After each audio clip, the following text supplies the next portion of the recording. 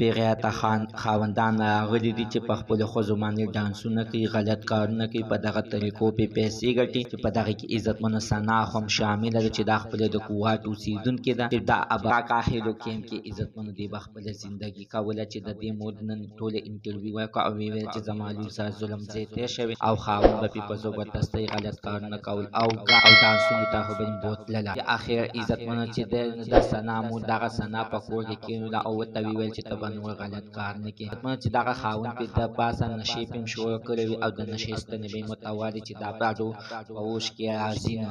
نو دغه ثنا مور دا بیا په زبردستۍ خپل کور کې کېنوله او ورته ویل چې نه ته به هېڅکله غلط کارونه ته به نه به ځې.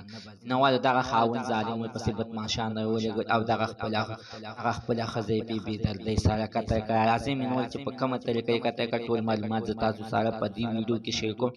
زه دا ویډیو تر اخره پورې وګورئ چې تاسو ته پوره معلومات در ورسېږي. دې معلومات نه مخکې زه تاسو ته دا یادګینه وکړم تاسو کو چیرې زموږ په دې سوپر کلیک چینل کې نوي وئ چینل هم نوي سبسکرایب کړئ. مهرباني وکړئ تاسو زموږ د سوپر کلیک چینل د سره سبسکرایب کړئ.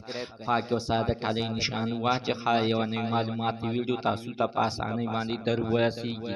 عزتمنو اوس تاسو داسې غلط کارونه کېږي چې په ثنا باندې خپل خاوند څنګه غلط کارونه کول چې کله به ثنا انکار کو مینوال دې خاوند ظالم به وله بیا د نشې ستنې ولې او ثنا به په اوښ کې به نه به راتلله او په دې سړي به یې موله کور ته راوستل.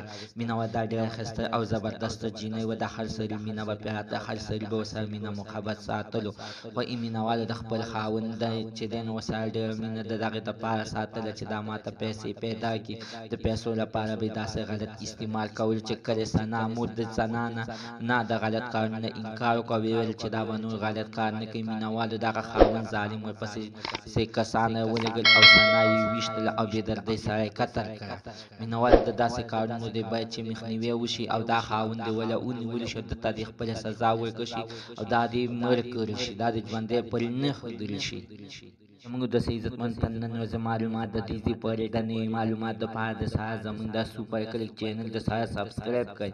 خوا کې ورسره د ټالۍ نشان واچوئ هر یوه نوي معلوماتي ویډیو تاسو ته په اسانۍ باندې در ورسېږي.